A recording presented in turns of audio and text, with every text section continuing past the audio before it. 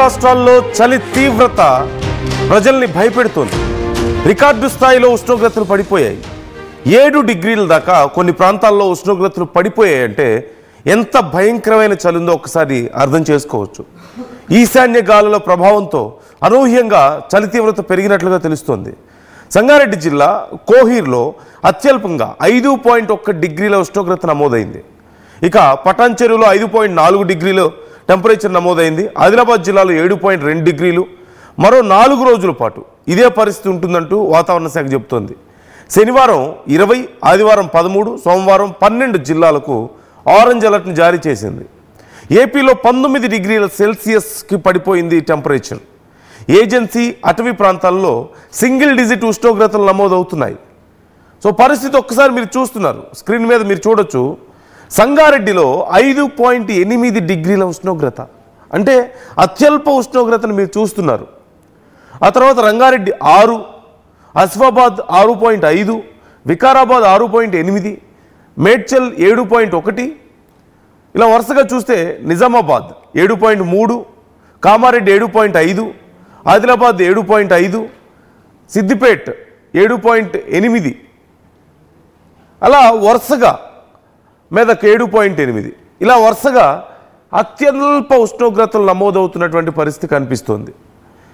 ఇక ఏపీలో సహజంగా లంబసింగి ప్రాంతాల్లో ప్రతి సంవత్సరం మనం చూస్తూనే ఉంటాం. ఆ చుట్టుపక్కల ప్రాంతాల్లో మన్యం, ఆ లంబసింగి, ఆ ప్రాంతాల్లో అత్యల్ప ఉష్ణోగ్రతలు నమోదవుతాయి. అక్కడ పరిస్థితి ఇంకా దారుణంగా ఉన్నట్లుగా తెలుస్తోంది. సో ఓవరాల్గా 2 తెలుగు రాష్ట్రాల్లో టెంపరేచర్స్ ఎలా ఉన్నాయో మనం తెలుసుకుందాం. రవినాయక్ మనకి ఆదిలాబాద్ నుంచి అందుబాటులో ఉన్నారు. ఆదిలాబాద్లో ప్రజెంట్ కండిషన్ ఏంటో ఒకసారి తెలుసుకుందాం. ఈవెన్ ఇన్ హైదరాబాద్ ఆల్సో మనకి 12, 15 డిగ్రీల ఉష్ణోగ్రతలు నమోదవుతున్నటువంటి పరిస్థితి కనిపిస్తుంది. ఈవెన్ ఇప్పుడు కూడా ఇప్పటికిప్పుడు చూసినా సరే సుమారుగా 15 డిగ్రీల ఉష్ణోగ్రత ఇప్పుడు ఆల్రెడీ ఇట్స్ 7:30, సన్ రైజ్ కనిపిస్తుంది మనకు క్లియర్గా. ఆ టెంపరేచర్ ఇప్పుడిప్పుడే మొదలైంది, అయినప్పటికీ కూడా 15 డిగ్రీల ఉష్ణోగ్రతలు కనిపిస్తున్నాయి.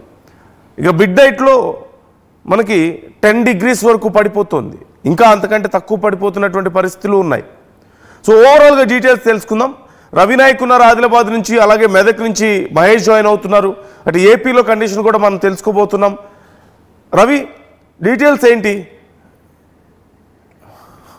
రవి, డీటెయిల్స్ ఎలా ఉన్నాయి? ఆదిలాబాద్ ఆ పరిసర ప్రాంతాల్లో అత్యల్ప ఉష్ణోగ్రతలు నమోదవుతున్నట్లుగా తెలుస్తోంది. సో ప్రజెంట్ కండిషన్ ఏంటి? ప్రజలు ఎలా ఉన్నారు ఈ ఉష్ణోగ్రతలకి? అధికారులు ఏమైనా జాగ్రత్తలు చెప్తున్నారా? ఎప్పటి వరకు ఈ ఇంపాక్ట్ ఉండబోతోంది? పరిస్థితి కనబడుతుంది. సింగిల్ డిజిట్స్ కు ఇప్పటికే ఏజెన్సీ ప్రాంతంలో ఉష్ణోగ్రతలు పడిపోయాయి. దీంతో పాటు ఉమ్మడి ఆదిలాబాద్ జిల్లా వ్యాప్తంగా మనం ఒకసారి చూసినట్టు కనుకైతే ఆదిలాబాద్, నిర్మల్, అది మంచిర్యాల్, ఇటు ఆసిఫాబాద్ లో చలి తీవ్రత రోజు రోజు పెరుగుతున్న పరిస్థితి కనబడుతుంది. ముఖ్యంగా ఏజెన్సీలో అత్యల్ప ఉష్ణోగ్రత గత 2 రోజుల నుంచి 4.5 డిగ్రీల సెల్సియస్ గా నమోదైంది. ఇదంతా కూడా ప్రాథమికంగా భయపడకుండా అధికారులు చెబుతున్న విషయమే. కానీ ఒరిజినల్ గా -, డిగ్రీలకు ఏజెన్సీలో పడిపోతుంది. తిర్యాని మండలం గిన్నెదరి ప్రాంతంలో నిన్న తెలంగాణ రాష్ట్రంలోనే అత్యల్ప ఉష్ణోగ్రత నమోదైన పరిస్థితి. అత్యల్ప ఉష్ణోగ్రత 4.5 డిగ్రీలు ఉష్ణోగ్రత నమోదు కాగా గిన్నెదరిలో 5.5 డిగ్రీల ఉష్ణోగ్రత నమోదైంది. కెరమెరి, తిర్యానితో పాటు బెజ్జూరు, కప్పపల్లి ప్రాంతాల్లో కూడా ఉష్ణోగ్రత రోజు పడిపోతున్న పరిస్థితి. అటు ఏజెన్సీ ప్రాంతంలో కనబడుతుంది. అడవి ప్రాంతం, దాంతో పాటు ఈశాన్య గాలుల ప్రభావం కావచ్చు, దీంతో పాటు వాతావరణంలో మార్పులు కావచ్చు, ఇలాంటి ప్రధాన అంశాలతో ఆదిలాబాద్ లోని ఏజెన్సీ కూడా ఇబ్బందికర పరిస్థితి మారింది. అటు తలమడుగు, తాంసీ నుంచి మొదలుకొని పలు ప్రాంతాల్లో, జైనత్ ప్రాంతంలో కూడా చలి తీవ్రత రోజు రోజు పెరుగుతుందని ప్రజలు చెబుతున్న పరిస్థితి కనబడుతుంది. నిర్మల్ జిల్లాలో చూసినట్టు కనుకైతే పెంబి, దసూరాబాద్ నుండి మొదలుకొని కడెం ఏజెన్సీ వరకు కూడా పరిస్థితి సేమ్ కనబడుతుంది. ఎక్కడ చూసినా చలి వణికిస్తున్న పరిస్థితి, దుప్పట్లతో నెగడ్లు కాపుకుంటున్న పరిస్థితి, నెగడ్లు పెట్టుకుంటున్న పరిస్థితి కనబడుతుంది. అయితే ఇటు మంచిర్యాల జిల్లాలో కూడా పరిస్థితి, చలి తీవ్రత రోజు రోజు పెరుగుతున్న పరిస్థితి కనబడుతుంది. ఉమ్మడి ఆదిలాబాద్ జిల్లా వ్యాప్తంగా కోటపల్లి, వేమనపల్లి లాంటి మంచిర్యాల జిల్లాలో కూడా -, డిగ్రీలకు నమోదయ్యే ప్రమాదం ఏమైనా ఉందేమో అని ప్రజల్లో అధికారుల్లో ఒక పెద్ద చర్చ కొనసాగుతున్న పరిస్థితి. అయితే సింగిల్ డిజిట్స్ కు ఉష్ణోగ్రతలు పడిపోవడంతో దీనిపై జాగ్రత్తలు అధికారులు కూడా తీసుకుంటున్నారు. అత్యవసరం ఉంటే తప్ప బయటికి వెళ్ళొద్దు అంటున్నారు. దీంతో పాటు ఎవరైనా నెగడ దగ్గర నిలబడితే నిప్పు ఉంటుంది కాబట్టి జాగ్రత్తగా ఉండాలని చెబుతున్నారు. ఎవరు కూడా అజాగ్రత్తగా ఉంటే ప్రమాదం జరిగే అవకాశం ఉంటుందని చెబుతున్న పరిస్థితి కనబడుతుంది. ఆదిలాబాద్ జిల్లా వ్యాప్తంగా మనం చూస్తే ప్రధాన ఈ ఉష్ణోగ్రత ఇబ్బంది కొమరంభీం ఆసిఫాబాద్ జిల్లాలో ఉంది. ఉష్ణోగ్రతలు రోజు రోజు పడుతున్నట్టు ప్రధానంగా చెబుతున్న పరిస్థితి.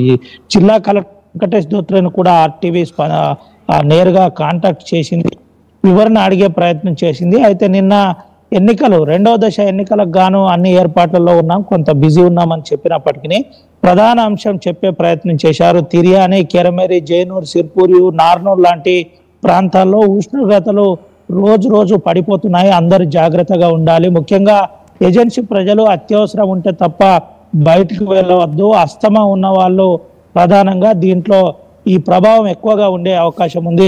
వాతావరణ శాఖ కూడా ఎల్లో అలర్ట్ జారీ చేసిన పరిస్థితి కనబడింది. అందరూ అప్రమత్తంగా ఉండాలని అటు జిల్లా కలెక్టర్తో పాటు అధికారులు చెబుతున్న పరిస్థితి కనబడుతుంది. అయితే ఏజెన్సీలో మంచు దుప్పటి కప్పింది. ఎన్హెచ్ హైవేలు ఏదైతే ఉన్నాయో, జాతీయ రహదారులు ఉన్నాయో, జాతీయ రహదారులు పొగ మంచుతో కప్పబడుతున్నాయి. 8 అయితే 8:30 అయితే తప్ప సూర్యకిరణ పడినప్పటికీ కొంత బయటికి వెళ్ళలేని పరిస్థితి. ప్రధానంగా రోడ్డు పూర్తి స్థాయిలో స్నో ఉందో, ఏదైతే పొగ ఉందో పొగ మంచు క్లియర్ కాని పరిస్థితి కనబడుతుంది.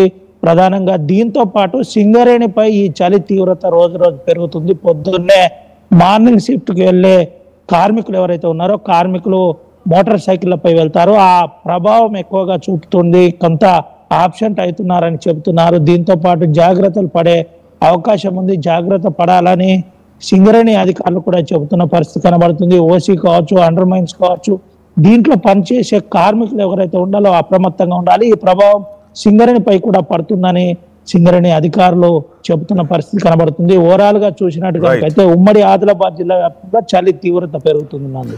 రైట్ లైన్ లో ఉండండి రవి నాయక్. ఒకసారి మహేష్ తో కూడా నేను మాట్లాడతాను. మహేష్ ఉన్నారు మెదక్ నుంచి. మహేష్, మెదక్ పరిసర ప్రాంతాల్లో పరిస్థితి ఎలా ఉంది? చలి తీవ్రత అక్కడ ఎలా ఉంది? ఖచ్చితంగా అనందు, ఇప్పటికే ఉమ్మడి మెదక్ జిల్లా వ్యాప్తంగా చలి పంజా విసురుతుందని చెప్పుకోవచ్చు. ఎందుకంటే ఇటు సంగారెడ్డి, సిద్దిపేట, మెదక్ లో ఒక ఏజెన్సీ ప్రాంతాలు ఏవైతున్నాయో దట్టమైన అడవుల ప్రాంతాల్లో కూడా చలి తీవ్రత ఎక్కువగా ఉన్నట్టు మనకు తెలిసింది. మనం ప్రస్తుతం చూసుకున్నట్టయితే సంగారెడ్డి జిల్లాలోని కోయిర్లో అత్యల్పంగా 5.1 డిగ్రీల ఉష్ణోగ్రతలు నమోదు కాగా పటంచెరులో 5.4 డిగ్రీల ఉష్ణోగ్రత నమోదైంది. అంటే సిద్దిపేట జిల్లాలో కూడా 7.1 డిగ్రీల యొక్క ఉష్ణోగ్రతలు నమోదవుతున్నాయి. ఏది ఏమైనప్పటికీ ఇక్కడ చూస్తుంటే బయటికి రావాలంటే జనాలు జంకుతున్నారు. ఎందుకంటే ఉదయం పూట పిల్లలు స్కూల్కి వెళ్ళాలన్నా, బయట కూరగాయల పాలు అమ్మాలన్నా వాళ్ళకు చాలా ఇబ్బందులు ఎదుర్కొంటున్నారు. ఎక్కడ చూసినా ఒక మఫ్లర్ కానీ షూటర్లు వేసుకుని బయటకు వస్తున్న పరిస్థితి. చలి తీవ్రత సింగిల్ డిజిట్ కే పరిమితం కావడంతో జనాలు జంకుతున్నారని చెప్పుకోవచ్చు. మనం సిద్దిపేట జిల్లా కేంద్రంలో ఉన్నటువంటి బీజేఆర్ చౌరస్తాలో ప్రస్తుతం ఉన్నాం. మనతో పాటు వాకర్ ఉన్నారు. చెప్పండి, అంటే ఎట్లా ఉంది పరిస్థితి, ఏం చెప్తారు?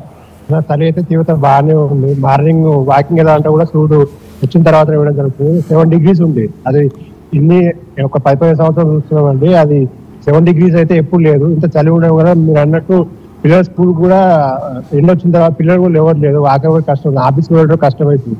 చలి చూస్తే బాగుంది. వృద్ధులకు, పిల్లలకు బాగా ఎఫెక్ట్ అవుతుంది. ఇలా ఉంటే రాను కూడా కష్టం అవుతుంది. అంటే మీరు వాకింగ్ వెళ్ళే సమయంలో మీతో పాటు వాకర్స్ ఏం చెప్తున్నారు? మీతో వాకర్స్ చలి బాగానే ఉందంటారు. Sweaters, monkey caps, gloves, shoe వేసుకొని రావడం జరుగుతుంది. కానీ చూడు దాదాపు అయితే అందరూ కొంచెం పొద్దున మంచిగా ఉంటుంది. జర్నీ చేసే వాళ్ళు కూడా, ఉద్యోగాలకు లాంగ్ జర్నీ చేసే వాళ్ళు కూడా కారు వెళ్ళినప్పుడు కూడా మంచిగా ఆపుకొని వెళ్ళడం జరుగుతుంది. వాకర్స్ అయితే కొంచెం వృద్ధులు మాత్రం ఎండ వచ్చిన తర్వాతనే, కొంచెం మంచు అయిన తర్వాతనే వాకింగ్ రావడం జరుగుతుంది. రన్నర్స్ కూడా అందరూ అదే విధంగా రావడం జరుగుతుంది. అంటే డాక్టర్లు చెప్తున్నారు ఈ యొక్క మంచు ఇట్లా ఉండడం వల్ల చలి తీవ్రత ఎక్కడ ఉండే శ్వాసకోశ వ్యాధులు కావచ్చు, వృద్ధులకు చిన్నలు కూడా ఇబ్బందులు అయ్యే అవకాశం ఉందని చెప్తున్నారు. కాబట్టి ఎటువంటి జాగ్రత్తలు తీసుకుంటారు మీ పిల్లల విషయంలో? అదే అండి, ఇప్పుడు వాకింగ్ అయ్యేటప్పుడు అందరూ క్యాప్స్, చెవులకు కూడా గాలి పోతే దానికి సంబంధించి డాక్టర్ చెవులకు కూడా మన లోపల దూది కాటన్ పెట్టుకోవాలి. చలికాలం ఉన్నప్పుడు ఎండ వచ్చిన తర్వాత వాళ్ళకి ప్రాబ్లమ్స్ అయితే దానికి సంబంధించి చిన్నపిల్లలకైతే న్యూమోనియా అటాక్ అవుతుంది. పెద్ద పిల్లలకైతే శ్వాసకోశంలో ఎఫెక్ట్ అయ్యేది కాబట్టి అందరికి చలికి చేసే వాళ్ళు అందరూ అన్ని రకాల వెచ్చని దుస్తులు కప్పుకొని వాకింగ్ కానీ బయటకు వెళ్ళాలని కోరుకుంటాం. ఇది పరిస్థితి నందు. అంటే వాకింగ్ వెళ్ళేవారైనా వెచ్చని దుస్తులను ధరించుకొని బయటకు వెళ్ళాలి.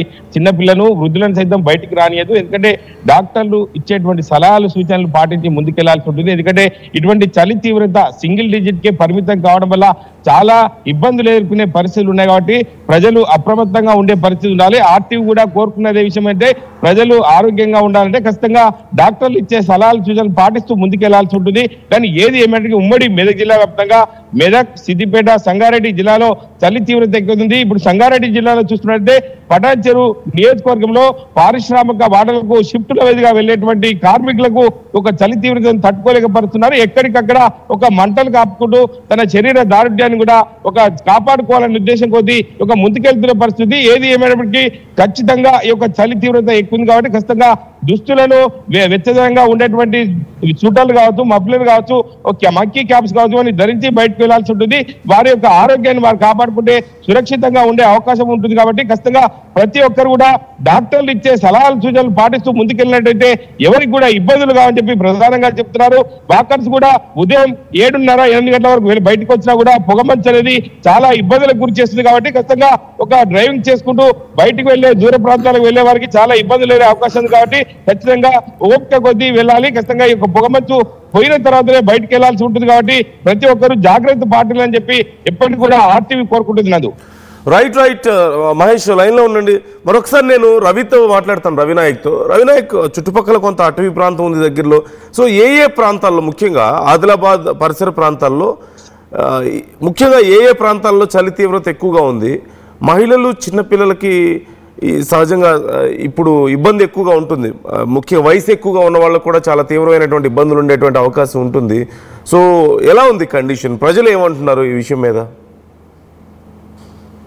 ఎస్ నందు, ప్రధానంగా ఉత్తర తెలంగాణ ప్రాంతం నుంచి మనం పరిశీలించినట్టుగైతే భద్రాద్రి కొత్తగూడెం, భూపాలపల్లి, కొమరంభీం, ఆసిఫాబాద్ జిల్లా, మంచిర్యాల జిల్లా ఈ ప్రాంతంలో గోదావరి పరివాహిక ప్రాంతంలో మనం చూసినట్టు కనుకైతే అడవి ప్రాంతం ఎక్కువగా ఉంది. ఈ అడవి ప్రాంతంలో ఉష్ణోగ్రతలతో పాటు ఇటు టెంపరేచర్స్ కూడా ఎప్పటికప్పుడు పడిపోతున్న పరిస్థితి మనకు క్లియర్గా కనబడుతుంది. ఎండాకాలం టెంపరేచర్ పెరుగుతుంది, చలికాలంలో టెంపరేచర్ పడిపోతున్న పరిస్థితి మనకు క్లియర్గా కనబడుతుంది. అయితే ముసలోళ్ళ దగ్గరికి వచ్చినట్టు పెద్ద మనుషులకు, ఎవరైతే పెద్ద వయసు గల వారు ఉన్నారో వారికి ఇప్పటికీ కొంత ఇబ్బందికర పరిస్థితి ఉంది. చాలా జాగ్రత్త పడాలని చెబుతున్న పరిస్థితి కనబడుతుంది. అత్యవసరం ఉంటే తప్ప బయటికి వెళ్ళదని చెబుతున్న పరిస్థితి కనబడుతుంది. దీంతో పాటు కొంత జాగ్రత్తలు కూడా వైద్యాధికారులు చెబుతున్నారు.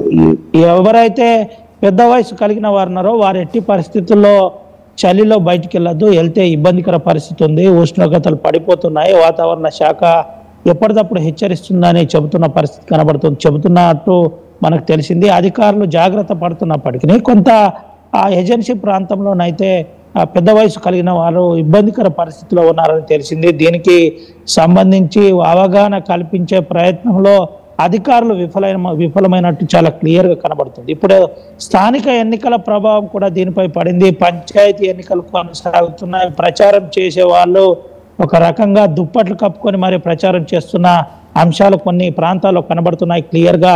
రెండో విడత ఎన్నికలకు సంబంధించి, అంటే స్థానిక పంచాయతీ ఎన్నికలకు సంబంధించి కొంత ఆ ఎఫెక్ట్ కూడా ఉంది. అంటే సాయంత్రం పూట నేరుగా మార్నింగ్ అవర్స్లో పల్లెటూర్లలో నేరుగా పనులకు వెళ్తారు, రోజువారీ పనులకు వెళ్తారు. సాయంత్రం అయితే తప్ప అందుబాటులో ఉండలేని పరిస్థితి. 7, 8